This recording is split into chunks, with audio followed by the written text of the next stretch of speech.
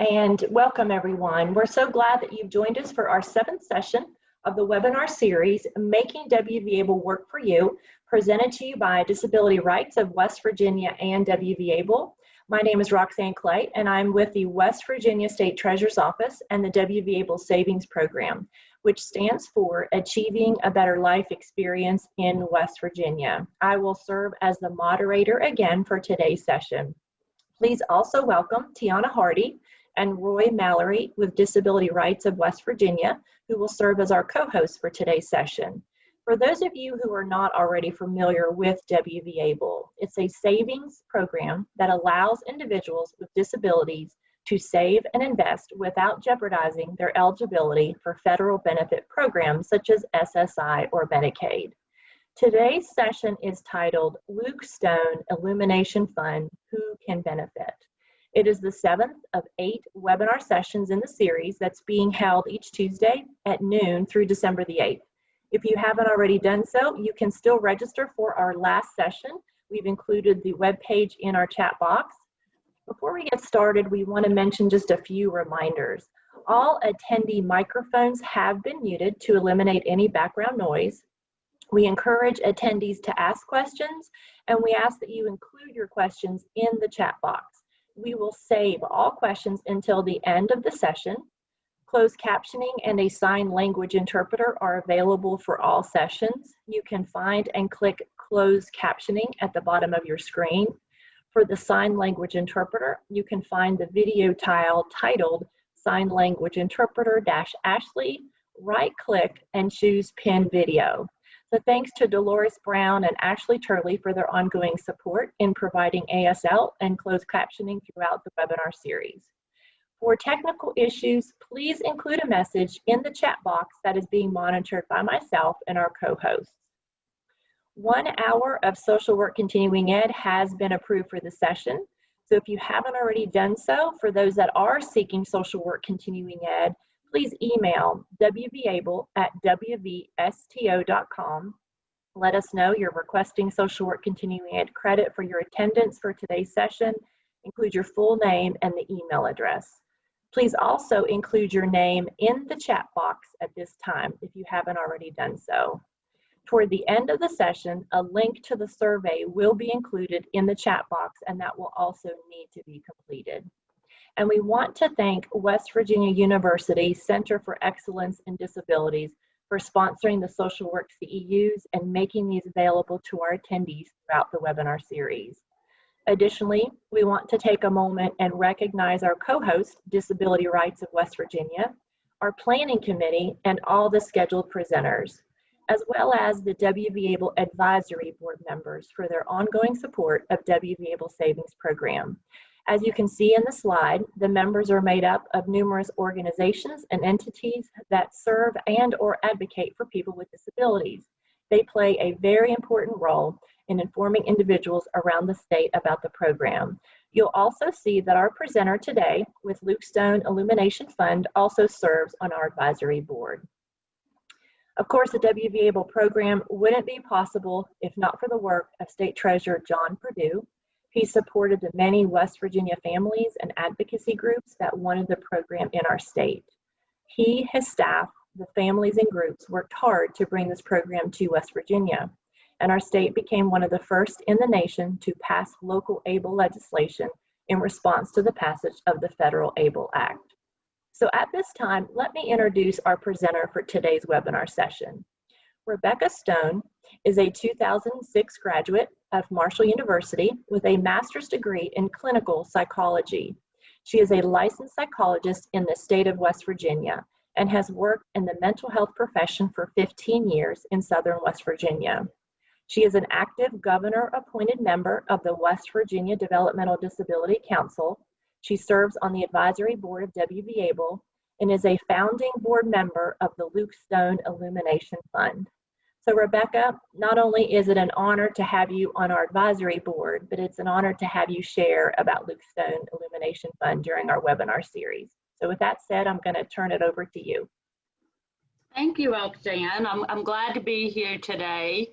I'm excited about the opportunity to talk about the Illumination Fund and First I would just like to express my gratitude to Treasurer Perdue, who has been a tremendous supporter of this idea, and for everyone at West Virginia ABLE who has included me and encouraged me to be a part of this process. So thank you for having me, and thank you everyone for joining.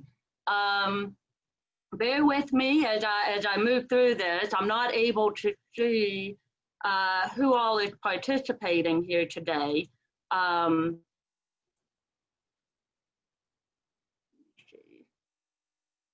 So if you have a question, you can enter the question through the chat.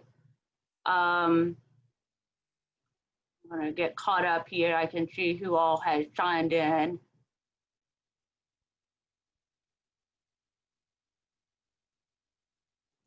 Okay.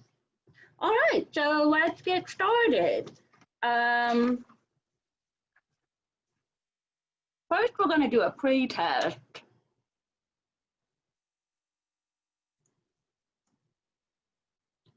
And I'll go ahead and read the questions, and you'll need to complete the pre-test and the post-test in the chat box if you are trying to get continuing education hours. Number one, anyone can apply for the Luke Stone Illumination Fund Achievement Award. True or false? Number two, a person with a disability can save as much money as they want into a personal savings account at the bank and not risk other financial support. True or false?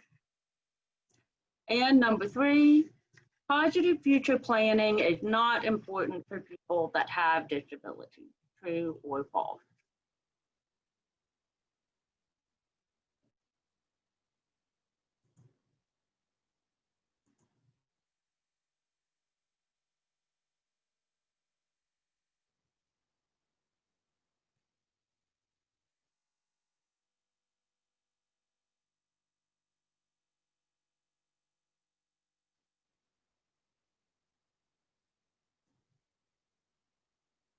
I'll give everyone a few minutes, or a couple of minutes, so they can get the responses entered into the chat box.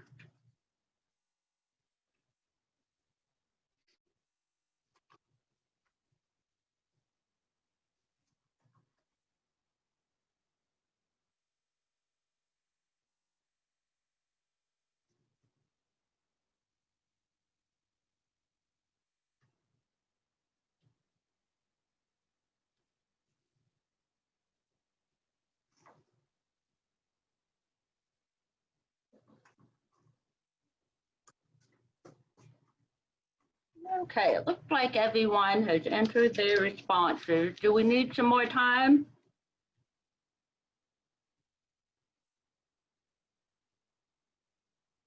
Okay.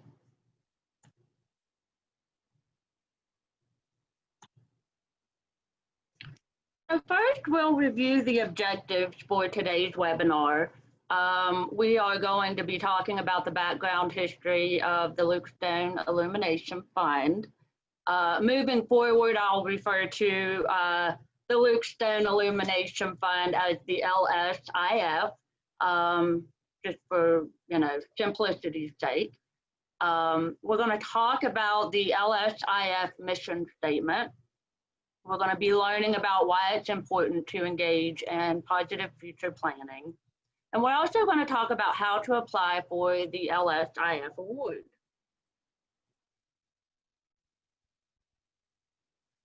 So this is our logo. We started the LSIF in 2018, and this was following the death of my son, Luke Stone. We are a nonprofit organization, and we are classified as a 501c3.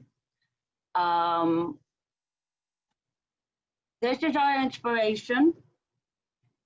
Forgive me. So he is the whole reason why I'm here today, and we started this organization as a way to commemorate his memory. And, you know, we learned so much from having him in our lives. And, you know, we felt compelled to honor that in some way. And so after he passed, we began to think about what ways we could honor his memory. Luke was 5 years old when he passed away, and I've learned more from having him in my life than probably any other person. You may be wondering, he passed away from complications due to surgery. I'd like to talk with you a little bit about how we came to come up with the idea of the Illumination Fund and why we chose this route to honor our son.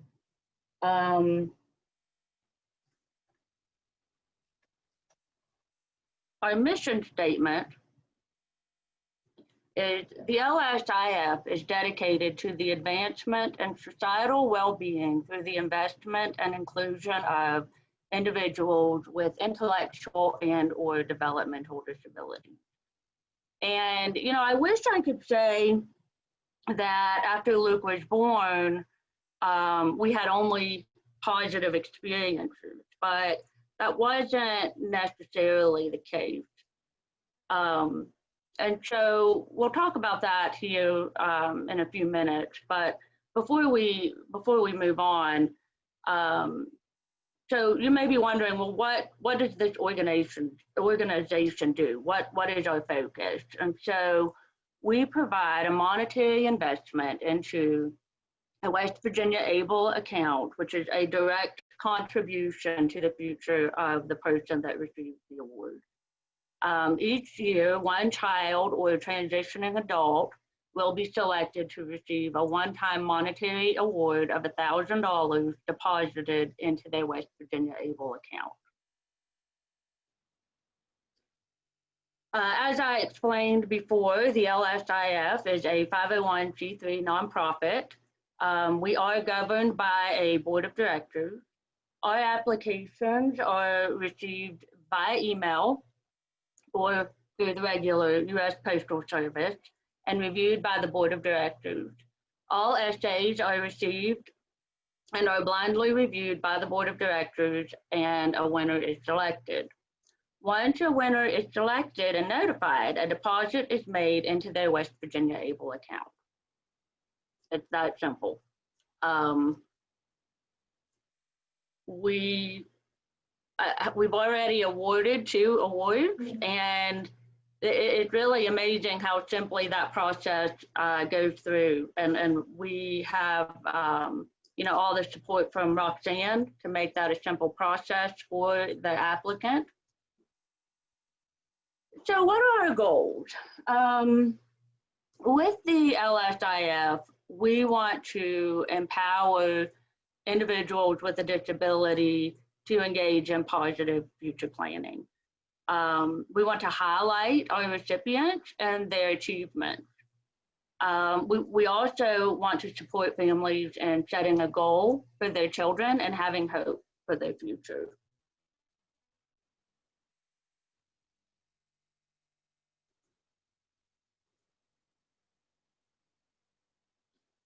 I noticed that in your chat box, we do have a link to our website. And if you are interested in printing out the application, you can access it that way. Thank you, Roy, for putting that up.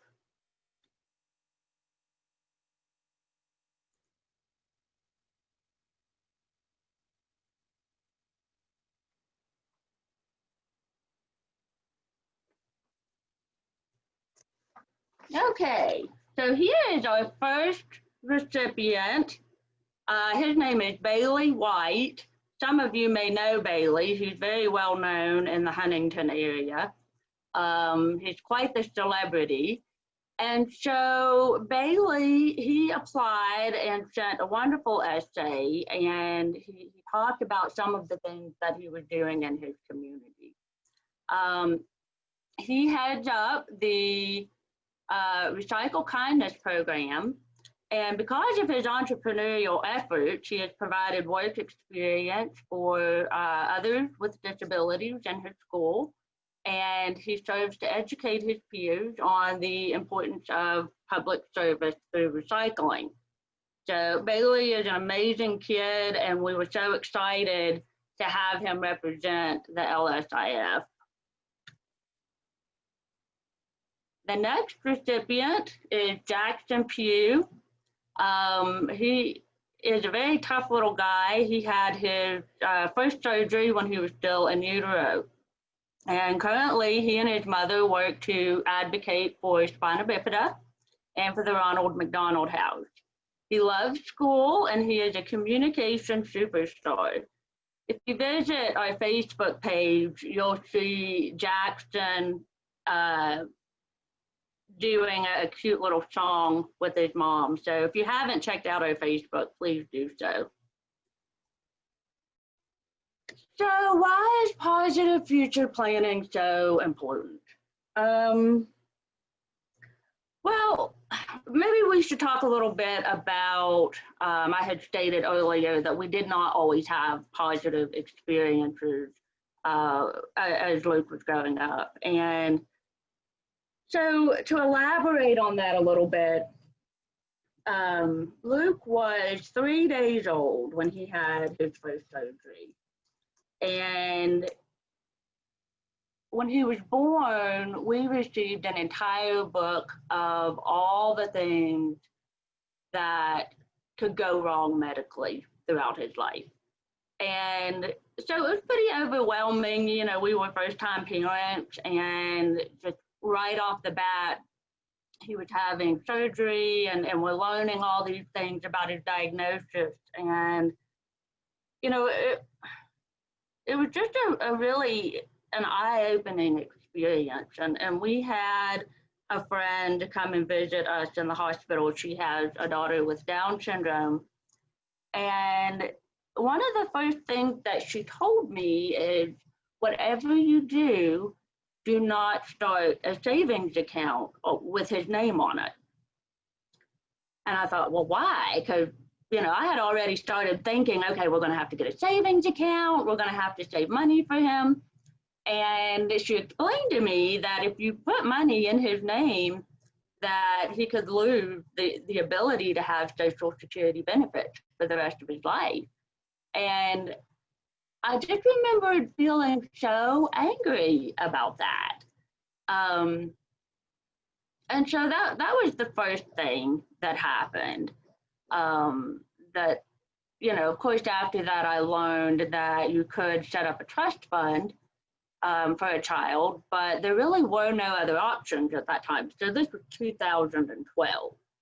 So then, let's see, I think West Virginia ABLE became available, I think in 2017, if I'm not mistaken.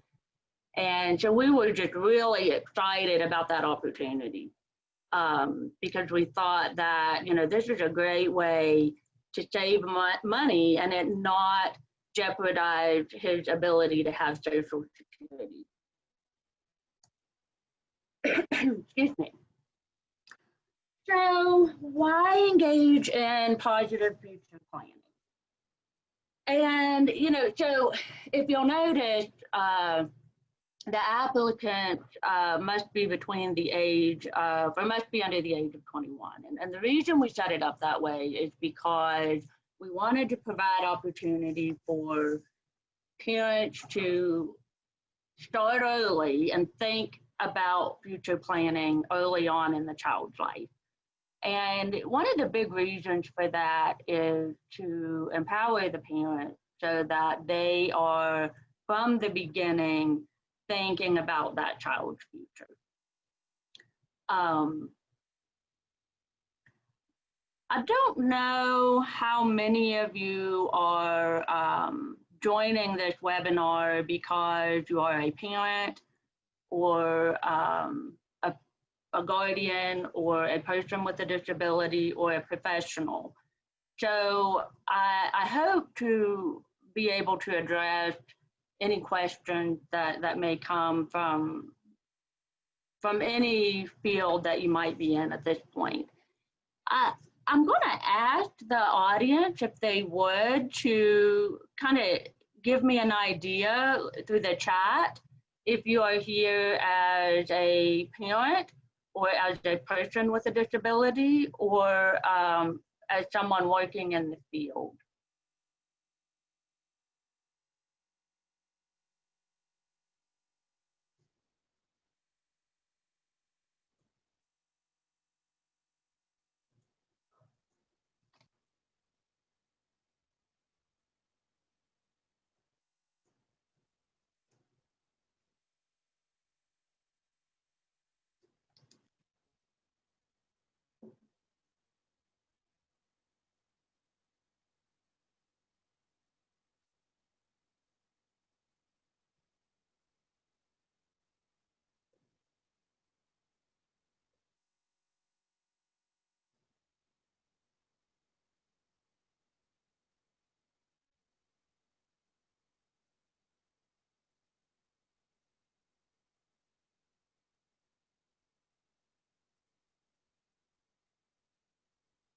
Okay, so it looks like we're having a mixture. So I refer to our parents and anyone with a disability as the experts on this topic. And then we have the professionals that work with our experts. And I think that many of the parents that are participating in this webinar will tell you that the biggest concern or fear is what will happen to their child if something happens to them. Would you guys agree that is one of the biggest concerns? It always was for me.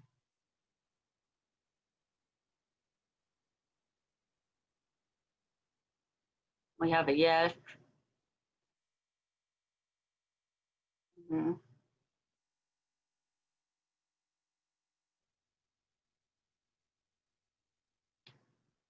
So by empowering people to have a savings for their child, I think that it helps them to feel more in control.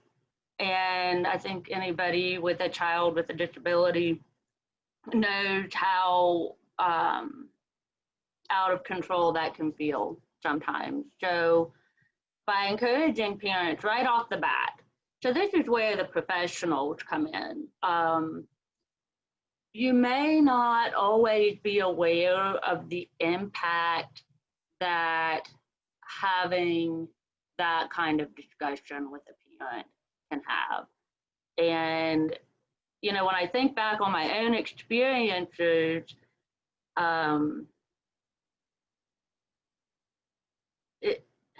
it really could, it was a turning point when you had positive professionals that knew how to be encouraging and took that initiative to offer a positive, kind word about the future. Another concern that can come up is chronic sorrow. Are many of you aware of chronic sorrow? Do you guys know what I mean by chronic sorrow?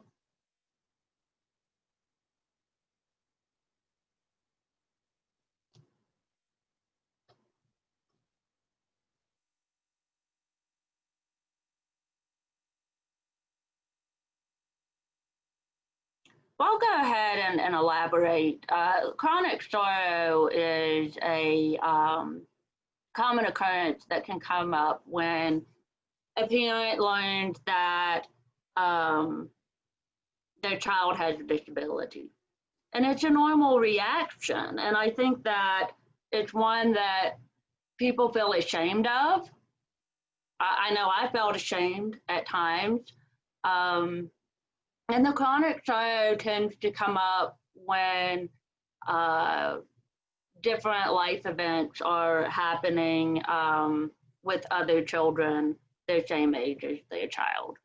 And it's basically, it boils down to, it's not that they're not happy with their child. Doesn't mean that they don't love their child. It just means that they are sad about some of the things that are happening, or in many cases that may not be happening. You know, with my son, we knew right off the bat after he was born that he had a disability. And I think for some parents, they may not know until their child is older if there's a disability or not. So being aware of that grieving process whenever that comes up can be really important. I think that if you can have those conversations with them, it can be validating. And so they know, hey, you're not a horrible person because you're sad that maybe your child is not walking when other kids are walking. Doesn't mean they won't ever walk. Sometimes it does. And being sensitive to that process and talking with the parent, like, hey, you know, that's a normal reaction. I think that anyone would feel sad about that. We had a comment that it's not something parents mention to me, but I don't think they like to discuss it. Makara, why do you think that is? Why do you think parents shy away from talking about chronic sorrow?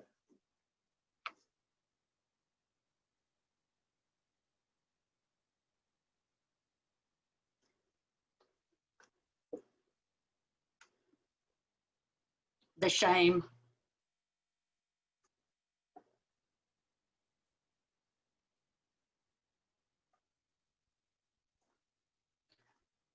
Yeah, so, I mean, I think that approaching it in a way that it is a normal part of the process and a normal part of having a child with a disability. And sometimes they don't want to acknowledge what the future could hold. Yeah. When Luke was born, he had to have a colostomy. We knew he was going to have surgeries in the future. And it is very terrifying. It is very terrifying to think about what the future could hold. And, you know, I think that as professionals,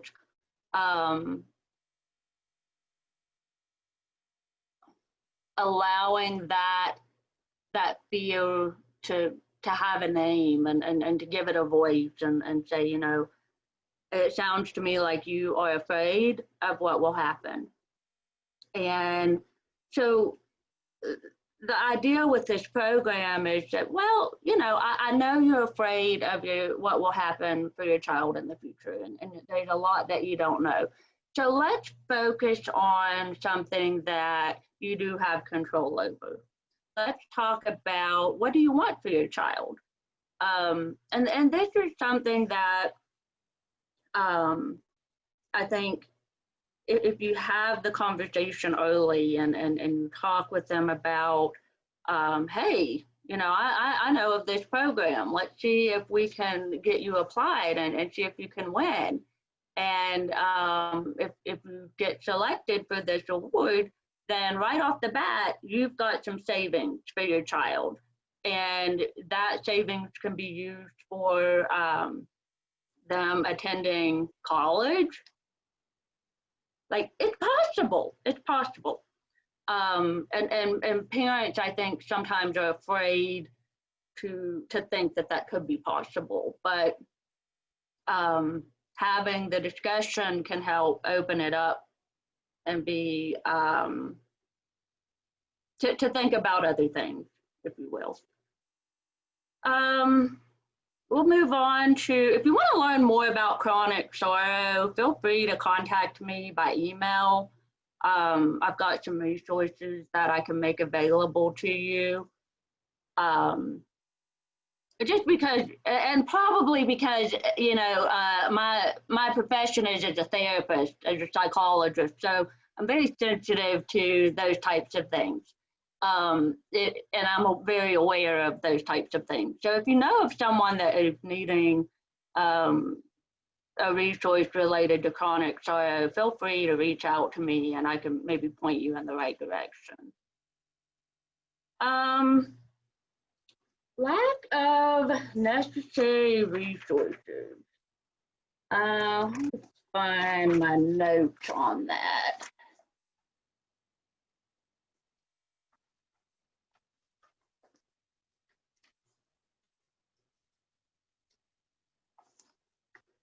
Because I want to elaborate on that because it does not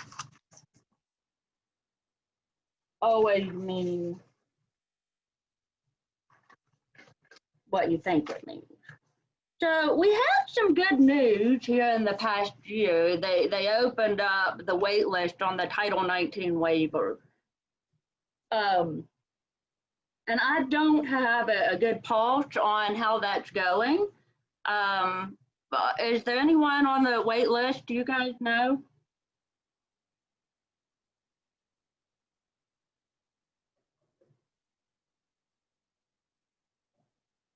Anybody know about the wait list for Title 19?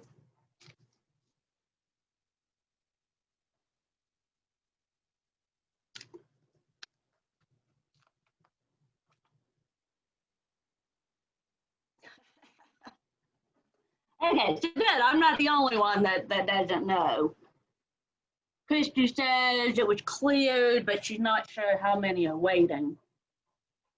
So prior to this year, it was an astronomical wait.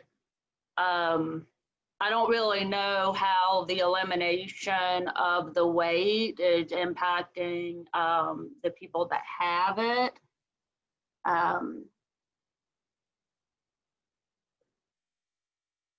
It looks like they wiped out the list and made some people reapply.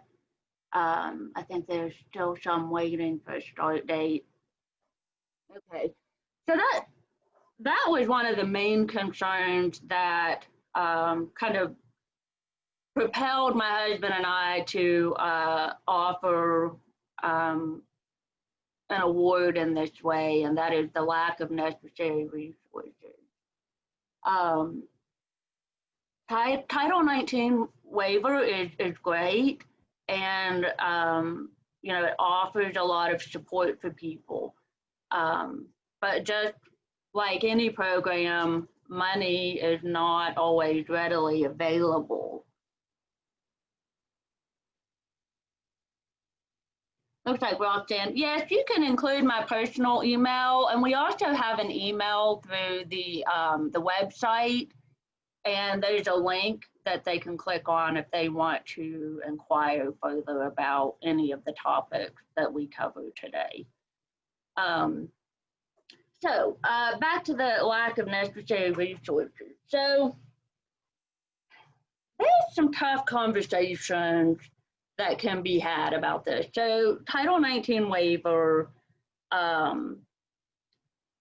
historically, if you could get Title 19 when your child was not legally an adult, the parents sometimes become dependent on that for income. And to no fault of their own, because they need to be available to their child, that becomes their income.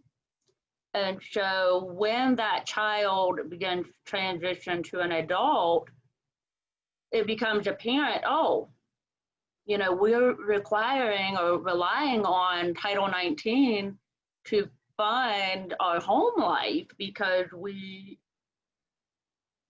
had to for so many years, and then that funding is not available to help that person live independently or to integrate into the community. And that's a tough conversation to have with parents because, I think when the child is young, they're just focusing on what can we do to get through the day. And totally understandable because it can be very overwhelming at times. Excuse me.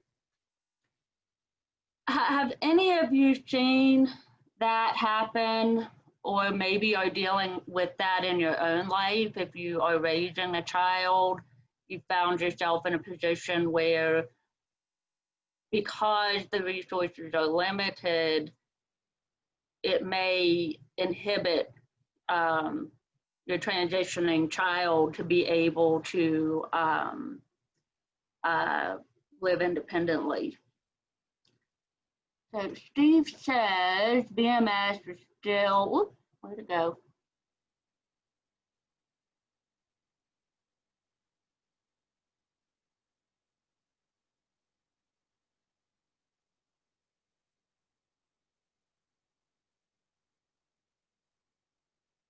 They have 104 on the wait list.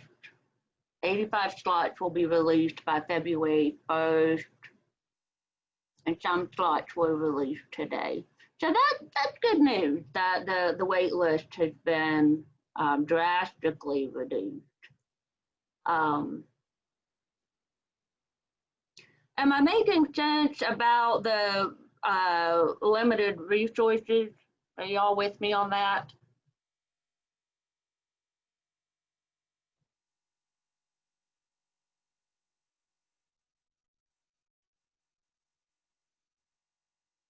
Thanks, Christy. So I'll give you an example. So I am aware of a gentleman that he aspired to be a police officer.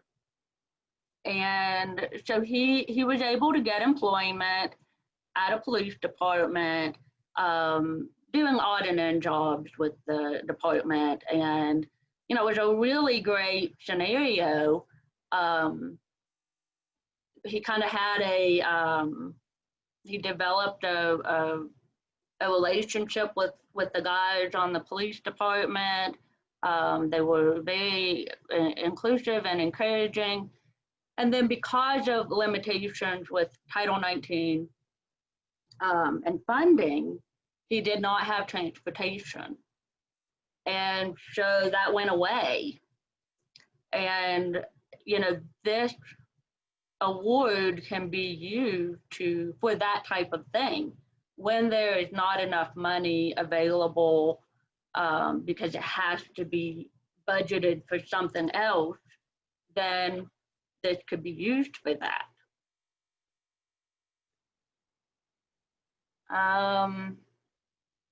Nope.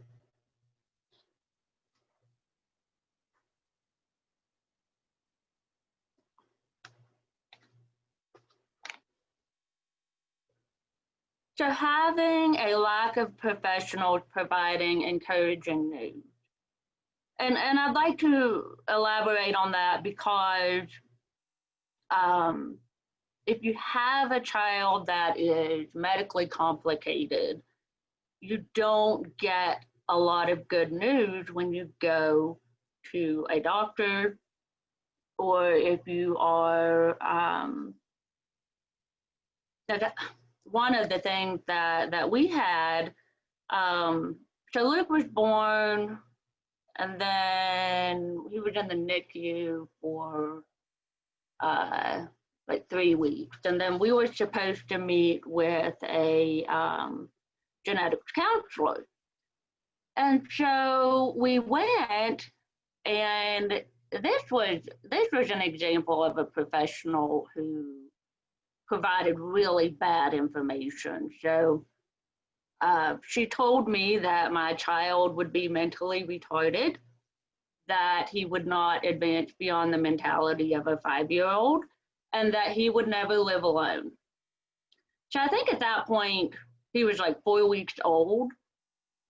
And so first, when that happened, I cried, I was so hurt. And then we got in the car, and then I got angry.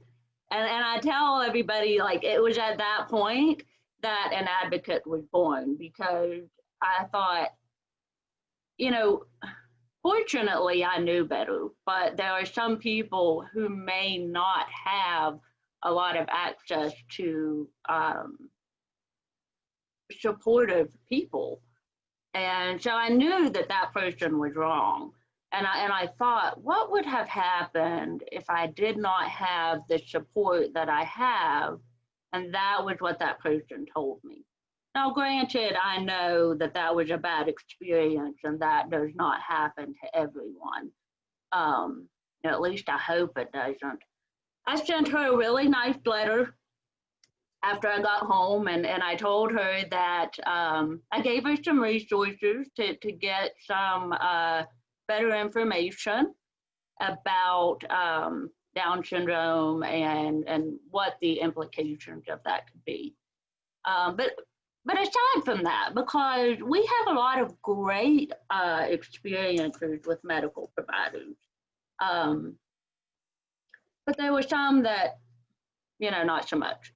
So anyway, how great would it be as a professional to be like, hey, we know of a program where you can celebrate the accomplishments of your child and maybe be able to save for their future. That would have been nice, you know, to go to a doctor's appointment and not always hear bad news. So there's that. And then moving on, having a lack of resources to arrange for the legal setup of a trust fund.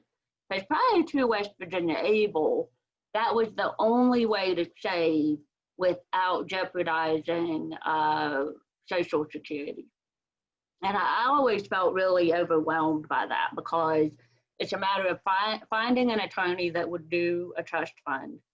Once the money is entered into a trust fund, it is not usually accessible.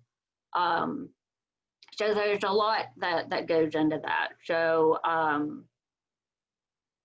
this is a great option without having all of the challenges that come with a trust fund.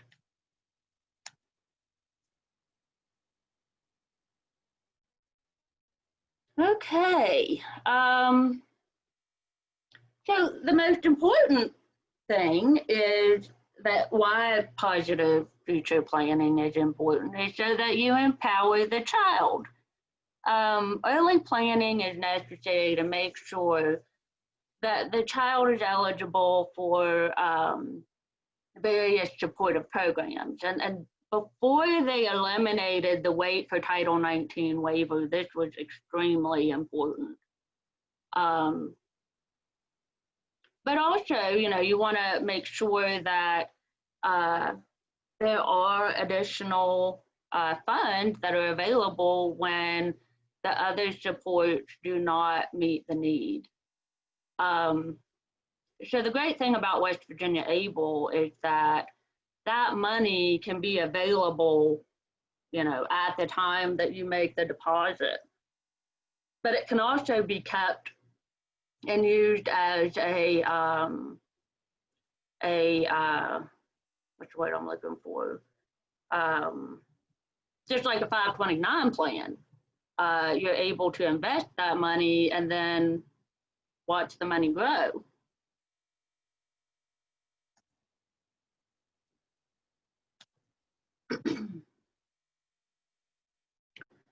Okay, so who can apply? We do require that the applicant be a resident of West Virginia. We do require that they be eligible to apply for a West Virginia ABLE account, and that if they don't have an account at the time that we offer the award, that they have that within 30 days of being notified of the award. And then that way, you know, we have a way to give them the money. I did not put it on this slide, but we do require that the applicants be under the age of 21.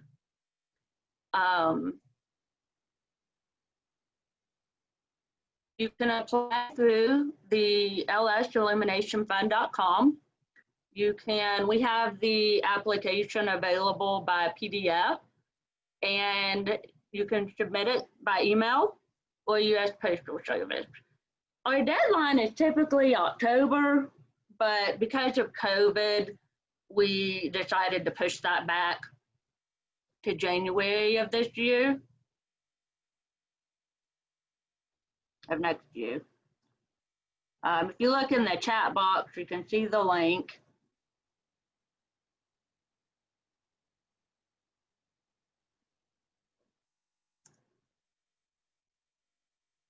Okay, so we have the post test here. And before we do the post test, you guys have any questions about what we've talked about today? This is a little bit different from how I'm used to doing things. I'm used to being able to talk with people directly and not rely on the chat.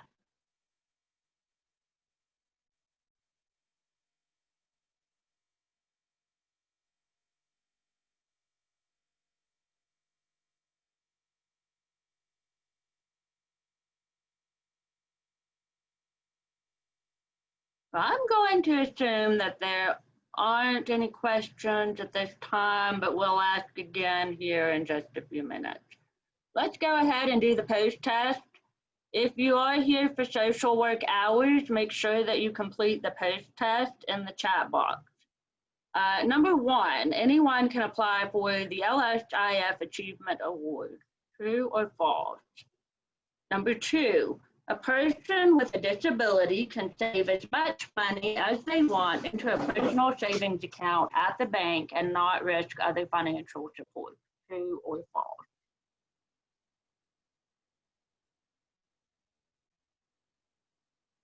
And number three, positive future planning is not important for people that have disabilities.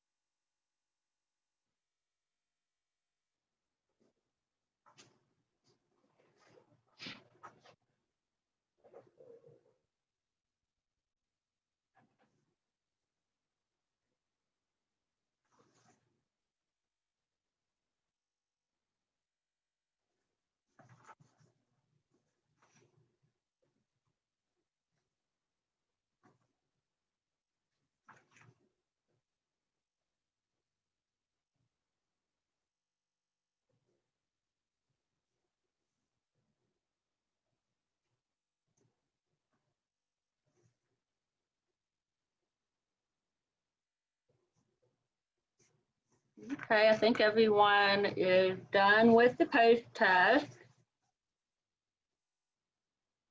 Does anyone need more time?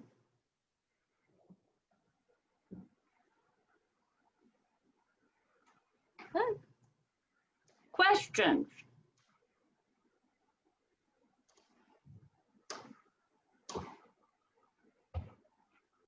So Rebecca, I've turned my microphone and my video back on to help facilitate any questions that we may have. Anyone that does have a question about anything that Rebecca has mentioned, you know, as far as the application, the eligibility, you know, she referenced the wait list. She mentioned the eligibility requirement even for the WVABLE. If anybody has any questions about that, feel free to enter it in the chat box. But I'll also mention too, while we're monitoring that, eligibility for WVABLE, for those of you that missed the very first session or that aren't familiar with WVABLE, have not heard a presentation maybe in the past.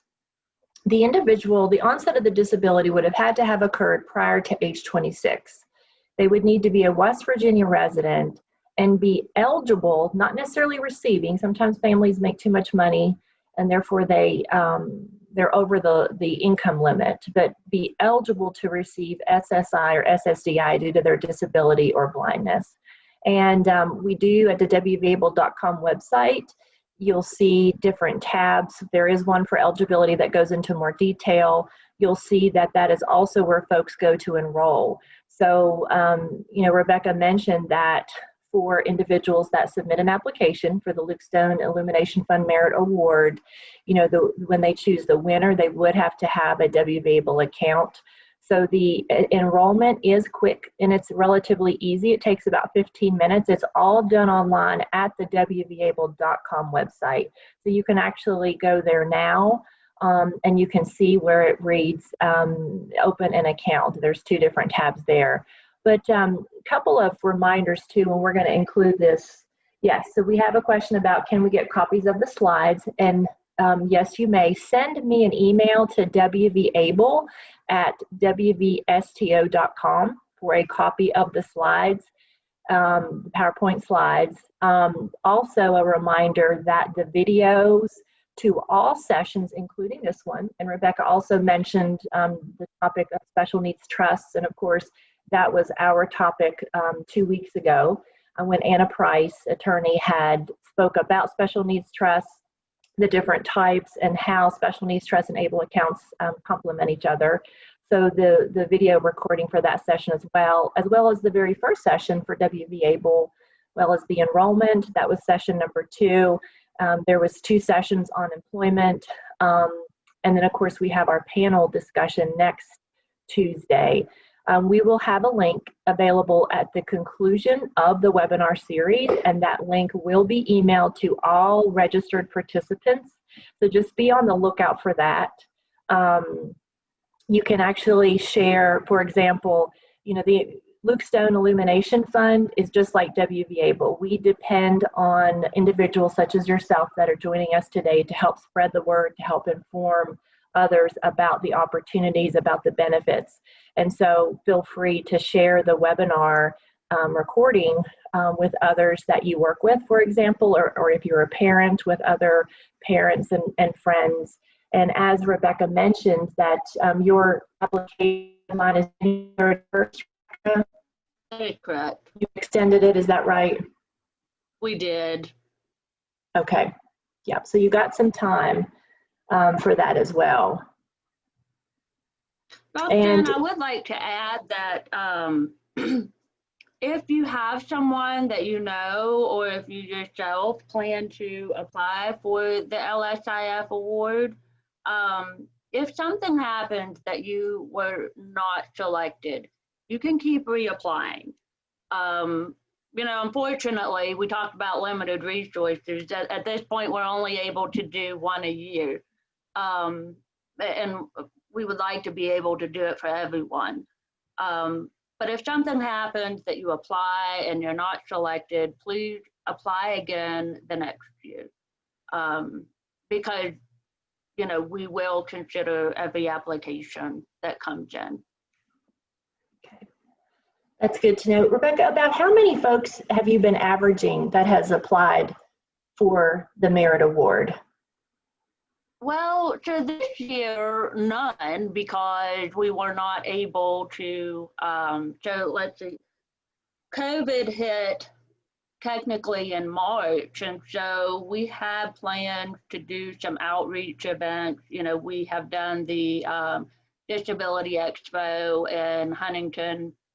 That, of course, did not happen. And so things just kind of fell flat for this year. So as of right now, we do not have any applicants. Okay. Last year, I'm going to say we had maybe a handful of applicants, like between 5 and 6, I think, applicants last year. So, you know, the chances of winning are pretty good. And it's an incredibly generous amount that the winner receives, and it's deposited into the WVABLE account, and it's just a really awesome opportunity for folks but it also, you know, what you highlight is what what positive impact that they're having on their community and their families. And I love that. And, you know, you talked a lot about, and your presentation was just very personal and very real. And, you know, you speak about your experiences from a personal perspective, which I think is important for even other parents to be able to connect with. And just, and then of course, for those of us that work in the field to help others, or just to be here to provide a service to others, it just is a good reminder of the importance of just trying to have a positive just influence, or just positive words. And I love what you said about just being able to focus on what individuals do have control over. And this is a wonderful program and opportunity where they can participate, they can apply, and just being able to focus on something that is more positive is just a great opportunity as well. So do you have any other last thoughts that you want to share with individuals? I don't see questions right at the moment, but if you have any other last thoughts, Rebecca? Well, so technically we've got 4 minutes and I've got a captive audience. So, you know, I hope that, I wonder if people, I'm just looking at the comments. I hope that what this does is inspires people to celebrate our children, and you know, having a child with a disability, it's going to look different, but you know, my son surprised me every day, and unfortunately there were times that I even sold him short. And a lot of you have heard the presentation that I've done where I talked about him being able to read 35 words when he was 5 years old. And that is probably one of my most proudest moments for my son, because I know that he worked very hard for that. And you know, some other presentations I've done is, you know, when we talk about achievement, you know, we as a society, we talk about achievement by, you know, how far has someone gone, but it's like, you know, we also need to think about, well, how much did they overcome to get to that point? I think some of you probably saw in the news where a gentleman he had Down syndrome, and he completed a, what do they call that? Where they do the swimming event, the bike riding, what do they call that? Do you know what I'm talking about? Triathlon, thank you, Sandy. So a gentleman with Down syndrome completed the a triathlon event. I think it was I want to say Ironman. Is it Ironman competition? But anyway, I mean, it's just an amazing achievement that I wonder if someone had told that boy's mother, or that man's mother when he was a boy, this is what your son will do.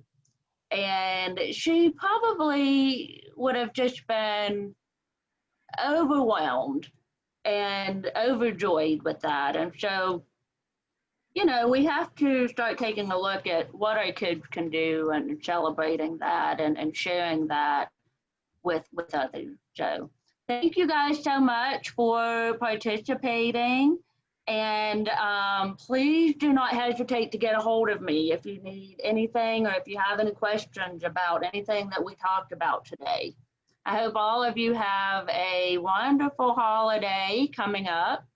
And I look forward to start getting some applications. So I'm kind of putting some heat on you guys. We need some applicants. Thanks, Rebecca. And Roy had just included your contact information again, and to your website. And also he found the link to your Facebook page and has posted that as well. So I wanted to just shoot that out there as a reminder, you know, for those of the professionals that are on the that are attending today. the one way that you can certainly help is by finding the Facebook page, following the page, sharing. I'm going to go find the link or the post that you mentioned about Jackson and his mom singing that song. So I look forward to seeing that. So sharing that information, and then of course sharing their website with the individuals that you work with is another way to let folks know. You will be receiving your WVABLE and Disability Rights of West Virginia packets as a participant in the webinar series, and included in each of the packets will be a flyer for the Luke Stone Illumination Fund with, again, contact information, including their website and their Facebook page. So just a reminder for that as well. So for those of you that are requesting social work continuing ed, a couple of last minute reminders. Be sure that you complete the survey. That's included. The link is included in the chat box, and please complete that at this time. Also, at this time, include your name in the chat box so that that is part of the records that's required for social work CE. And I mentioned the packets, and then also we have one webinar session left in the series, and that will be next Tuesday, December the 8th at noon. It is a panel discussion, a candid discussion about WVABLE. We have the panelists include Christy Black, who's actually joining us today. She is a parent and advocacy specialist with Developmental Disabilities Council. We have Steve Slack. He is also a parent and an advocate and an ambassador with the National Down Syndrome Society, and Cindy Brockman, who's a self-advocate, and she is the president of People First of the Eastern Panhandle. So during the panel discussion, participants will hear firsthand from parents and advocates that own and or manage WVABLE accounts. The panelists have a lot to share, including knowledge of how WVABLE became law. Participants will learn about the ease of making withdrawals, including the use of the reloadable stable debit card to pay for qualified disability expenses. Panels will also share the importance of future planning and how WVABLE is helping them reach their short-term and long-term savings goals. Additionally, attendees will learn about the benefits of employment and how saving and investing a portion of those earnings in a WVABLE account can lead to developing independence, financial security, and overall improved quality of life for the individual with a disability. And so Roy has included information. So for those of you that are not already registered, or if you want to share that information with others, please feel free to do so. They will need to register in order to receive the link to join next week. And I think we had one individual that kind of summarized, Rebecca, your session beautifully. And I'm going to find that, and I want to read it off because she said it. She said, "I appreciate you taking a personal tragedy and using it for good to honor your son by helping individuals with disabilities." So I don't think that could have been stated any better. So again, thanks, Rebecca. And it's been a pleasure to have all of you all with us today. And have a great rest of your week. And we will see you next Tuesday at noon. Thanks again, Rebecca. Bye, thank you.